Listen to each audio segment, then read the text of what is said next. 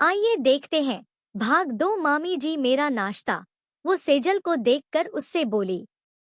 सेजल मुस्कुराते हुए उससे बोली, तुम्हारी भाभी ने तुम्हारे लिए तुम्हारा फेवरेट नाश्ता बनाया है। कंचन खुश होते हुए, मामी जी मतलब आज भाभी ने साउथ इंडियन नाश्ता बनाया है मेरे लिए। हम। सेजल ने जानू को आवाज लगाई, जानू कंचन का नाश्ता ले आओ। वो जो किचन में थी, उसे बाहर जाने में घबराहट हो रही थी क्योंकि वहां तेज भी था। उसके सामने जाने में उसे घबराहट हो रही थी पर सेजल ने फिर से उसे आवाज लगाई तो उसे मजबूरन बाहर जाना था। उसने एक बड़ी सी ट्रे में इडली की प्लेट रखी, फिर सांबर का बाउल और साथ में ही नारियल की चटनी और टमाटर की चटनी की छोटे छोटे बाउल में डालकर वो बाउल ट्रे में रखे और अपना दुपट्टा अपने सिर पर ठीक करके अपने दोनों हाथों में ट्रे पकड़ते हुए वो किचन से बाहर निकली। तेज के कानों में, जानू के पैरों में बंधी पायल के घुंघरुओं के बजने की आवाज सुनाई पड़ी तो सहसा ही उसकी नजरें ऊपर उठीं। जानू के चेहरे तक उसकी नजरें पहुंची नहीं। उसकी गोरी कलाइयों में खनखनती हिलती ढुलती लाल चूड़ियों पर उसकी नजरें जम गईं। जानू ने ट्रे डाइनिंग टेबल पर रख दी। वो कंचन को प्लेट में नाश्ता परोस रही थी। अभिमन्यु, सेजल और कंचन ने तेज को जानू को निहारते हुए देखा तो तीनों मुस्कराने लगे। फिर अभिमन्यु ने गला खंखारने का नाटक किया तो तेज सकपकाया। उसने देखा तीनों उसे देखकर मुस्करा रहे हैं तो उसने अपनी नजरें अपनी प्लेट पर गढ़ा दी। My innocent wife. तेज को जानू को निहारते देखकर अभिमन्यु, सेजल और कंचन मंद मंद मुस्कुराने लगे। सेजल उसे छेड़ते हुए, तुम्हारी ही बीवी है, अपनी ड्यूटी कराओ। फिर अपने सामने बैठाकर आराम से उसे निहारना। सेजल की बात सुनकर तेज को खाते खाते ठसका लग गया। जानू ने उसे खांसते हुए देखा तो अपने सामने रखे डाइनिंग टेबल पर रखे पानी के जग से टेबल पर रखे खाली गिलास में जग से पानी जल्दी से डाला और तेज की तरफ पानी का गिलास बढ़ा दिया। तीनों की नजरें दोनों पर ही जम गईं।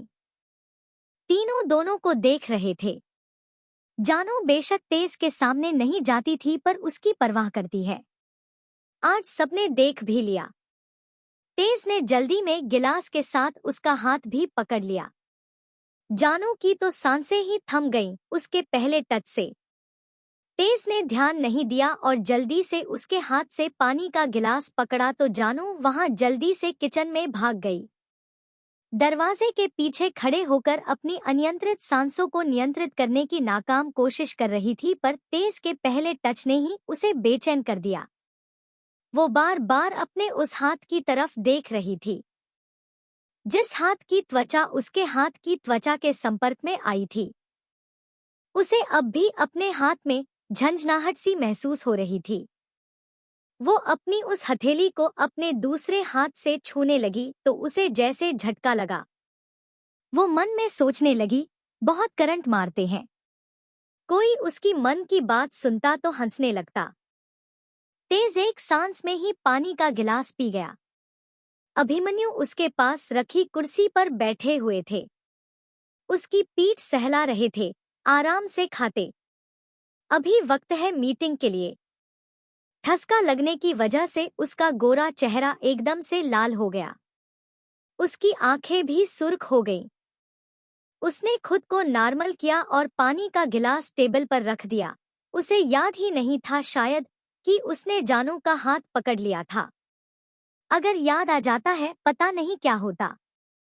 तेज ठीक हो? सेजल उसका लाल चेहरा और सुर्ख आंखें देखकर गंभीर लहजे में उससे पूछने लगी।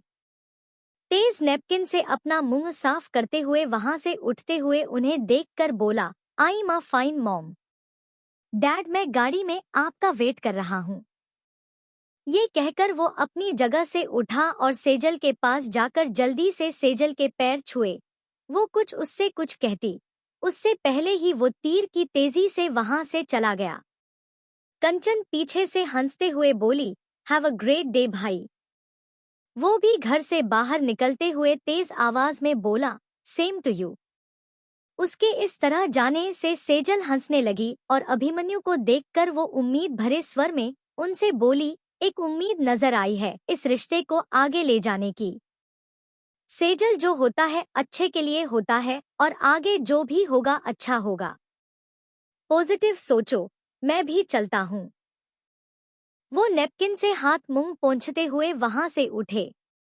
सेजल अपनी जगह पर से उठी और उनके पास आई।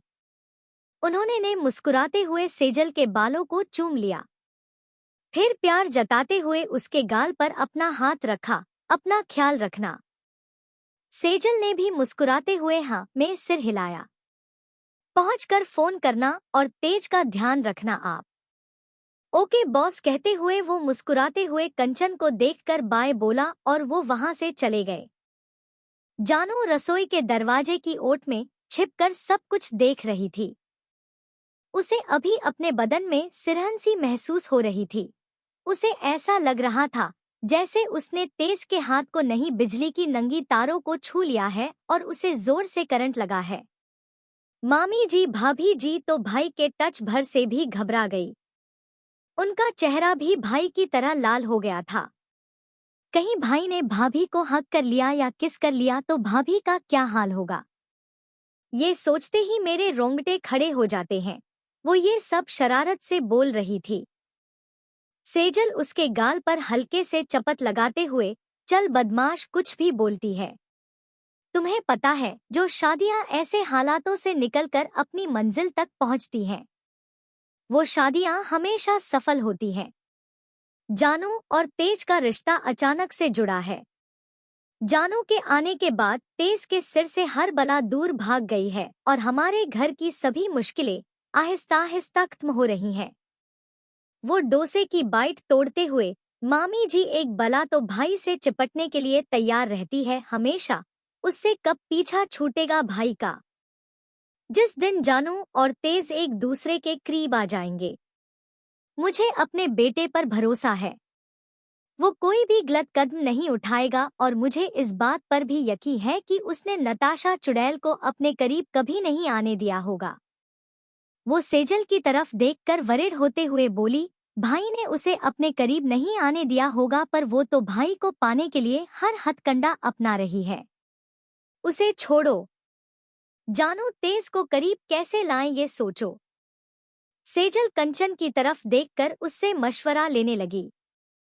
वो सोचते हुए, मामी जी, अभी तो मैं कॉलेज जा रही हूँ।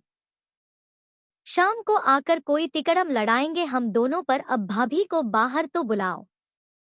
वो कब से रसोई में छिपकर बैठी हुई हैं। वो तो भाई को देखकर सूखे पत्ते की तरह कांपने लगती हैं। भाई को हैंडल कैसे करेंगी। वैसे दोनों गजब हैं। भाई का एटीट्यूड और भाभी की इनोसेंस गजब का कॉम्बिनेशन है दोनों का। मैं ये सोच रही हूँ, भाई को जब प्यार का एहसास होगा तब तो उनका रोमांटिक मोड ऑन हो जाएगा। भाई जितने एरोगेंट हैं, उससे ज्यादा रोमांटिक होंगे। वो सपनों में खोते हुए उससे बोली।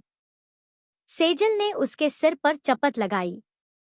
जानू, आ जाओ बाहर, तुम्हारे पति देव गए। जानू सकुचाते हुए रसोई से बाहर निकली। वहां तेज को ना देखकर उसने राहत की सांस ली। कंचन ने उसके चेहरे पर हवाइयां उड़ते देखा तो वो हंसने लगी। मामी जी, भाई का चेहरा अब भी लाल है। हाय, भाई को बहुत परेशान करने वाली हैं ये। कंचन शरारत से बोली। कंचन की बातें सुनकर जानू का चेहरा और लाल हो गया।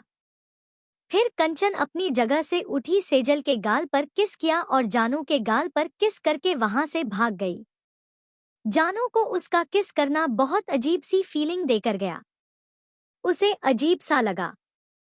सेजल ने उसका हाथ पकड़कर उसे अपने पास रखी कुर्सी पर बैठाया। उसके सामने रखी प्लेट में उसके लिए नाश्ता परोसा। जानू, नाश्ता करो। जानू सुर्ख होते गालों से उसे देखने लगी। जानू, नाश्ता करो। जानू ने अपनी प्लेट में रखा परांठे के का कौर तोड़ा और सेजल की तरफ बढ़ाया तो उन्होंने उसके हाथ से खाने कौर अपने मुंह में डाल लिया। दोनों एक दूसरे को नाश्ता खिलाने लगी। अभिमन्यु और तेज मीटिंग में बैठे हुए थे। वहां पर किन्हीं बातों पर विचार विमर्श हो रहा था।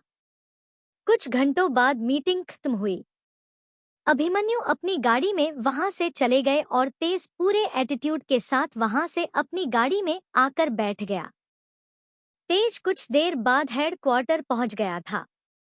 उसको वहां देखकर सभी ऑफिसर्स चौकन्ने हो गए।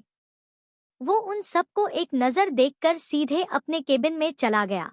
वो अपनी कुर्सी पर बैठता उससे पहले ही किसी ने पीछे से हग करने के लिए उसकी कमर पर अपने हाथ लपेटने चाहे, पर उससे पहले ही फुर्ती दिखाकर उसने उसके हाथ पकड़ लिए और उस इंसान को उसके हाथ से पकड़कर अपने सामने खड़ा कर लिया। उसके सामने नताशा खड़ी थी। तेज की आंखें गुस्से से लाल हो गई।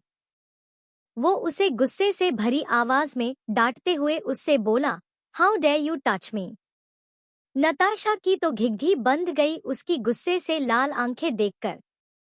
अगले भाग के लिए हमारे चैनल ख्वाबों की दुनिया को सब्सक्राइब करें।